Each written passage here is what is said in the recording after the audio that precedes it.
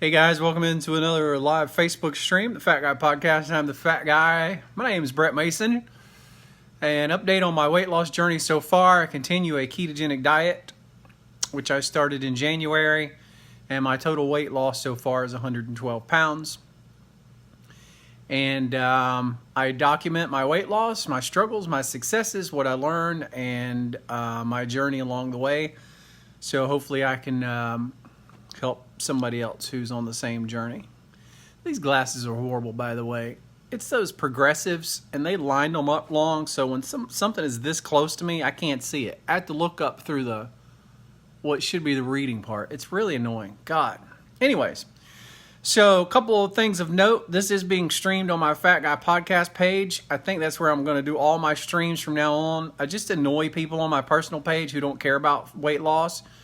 So if you see this on my personal page, it's because I shared it there, and I encourage you to click the Fat Guy Podcast thing and subscribe to this page if you want to see these videos. So yesterday I decided to start a fasting thing. Ketosis and ketogenic diets and fasting go hand in hand. They're kind of the same thing. The goal, again, is to get your insulin low and keep it low so your body goes into a fat-burning mode. One of the differences between a ketogenic diet and just out-and-out fasting, obviously, is you aren't getting any calories. So there is the risk that your body will lower its metabolic rate of, your metabolism will lower. Usually research shows it doesn't lower much, though. Nevertheless, we're going to put that to the test. So here's my goal. My goal is to make it 6 or 7 days, and I will evaluate from there. I just spoke this weekend with a guy who does a 6 days on fasting and 1 day binging, and he's been doing it for 2 years. Lost a phenomenal amount of weight. So why am I wanting to do this? One, I want to see how I feel fasting versus how I feel eating a ketogenic diet. They're supposed to be very similar. Your ketones get really high, which provides you clarity, which provides you energy, which has a lot of beneficial effects, and of course you lose weight. And those work across, whether you're on a ketogenic diet or fasting, those are the same. Obviously, the benefits to fasting is you lose weight faster. And so I kind of hit a little bit of a plateau. Thanks, Marianne. I appreciate that. So I've kind of hit a plateau. I have lost a couple of pounds in the past few weeks, but I went on a big carb dessert binge after my mom died. It's taken me a long time to get over that. So I want to try to kick everything back in gear. So I have all these reasons for trying the fasting thing. I want to see how I feel on it. I want to feel like I have control of food again. I can't tell you mentally what it did to me after my mom died and I went to Biloxi to just get away. And I just lost complete control and ate donuts and cheesecake and chocolate cake every meal for a solid week. And while I did come back and I did stop that, I still feel like I have that loss of control. Like I don't feel like mentally that I have that grasp and that control. So fasting, I think, will give me the control back. So that's a good reason to do it. Hopefully I'll accelerate and kick in some weight loss. I'll also get to see how I feel, see how it affects me, see if that clarity from the super high amount of ketones come. And I'm also going to be doing some blood tests along the way, testing my blood sugar every day, testing my blood ketones every day, and monitoring that. So I'm a big test guy. Since I began my weight loss journey, I've tested everything. I've done everything from just reducing calories. Started out doing plexus, actually. Then I just did calories. Then I went raw vegan. Then I went regular vegan. And now I've gone ketogenic. And just so there's no confusion, the ketogenic diet by far has outperformed anything else I've ever tried for losing weight. It's easier to do. The weight comes off faster. It eliminates hunger. And there's a lot of things.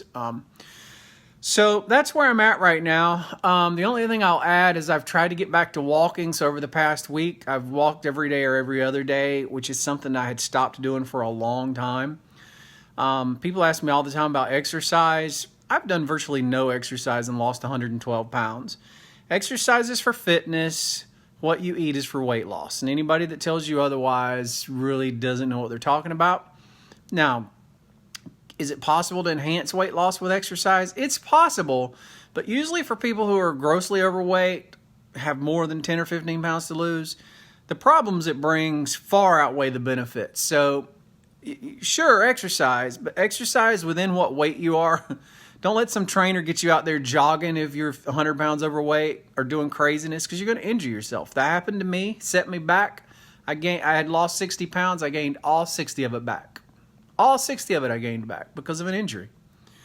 So I just suggest walking. Not super slow walking, but not super fast walking. Just a moderate pace of walking.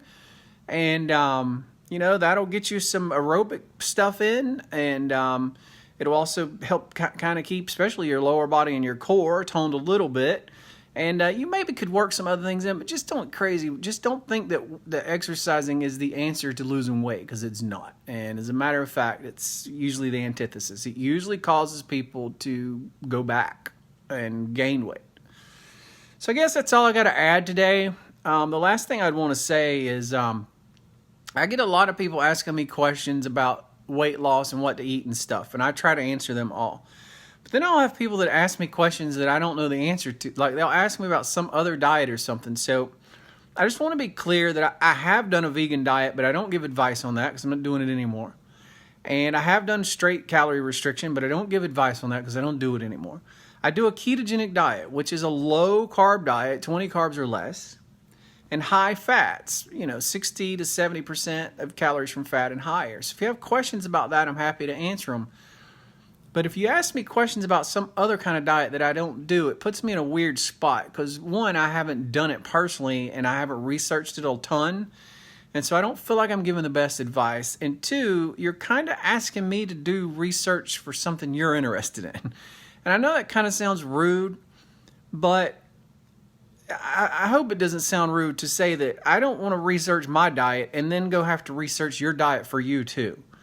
I mean, it's 2017. We all have the internet. So do a little bit on your own if you have a different diet. Now, if it's a ketogenic diet, by all means ask me. I've done tons of research and I've been living it since January. I probably know the answer.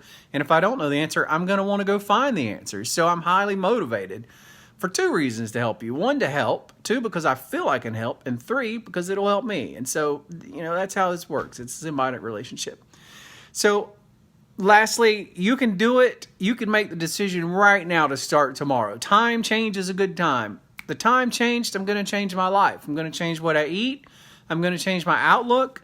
I'm not going to wait to New Year's. I'm not going to wait for some stupid arbitrary date. I'm going to start today. I'm going to start today changing my life. Whether all I do is eliminate Cokes and Pepsis, or whether all I do is eliminate bread, or whether all I do is eliminate pasta, even if I just take one step towards this goal, then I'm going to take that step today. I'm going to take a step today. And so every journey begins with a step. Every step begins with the old noodle deciding to take the step.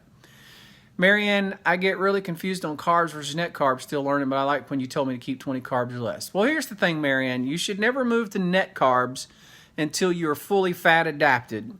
You'll know you're fat adapted because you won't be hungry anymore. I ate a ketogenic diet for 17 weeks before I became fat adapted. And I remember very clearly the morning that I woke up and I wasn't hungry. And I wasn't hungry the next day and I wasn't hungry the next day. And that just rolled for weeks and weeks of no hunger. I would get mildly hungry sometimes, but when I did, it wasn't ravenous hunger. It was just this gentle urging that maybe I should eat. Whereas before, you probably experience ravenous hunger. You probably wake up hungry in the morning. And so once you become fat adapted, once your body gets really good at burning fat, then you can move from total carbs to counting net carbs.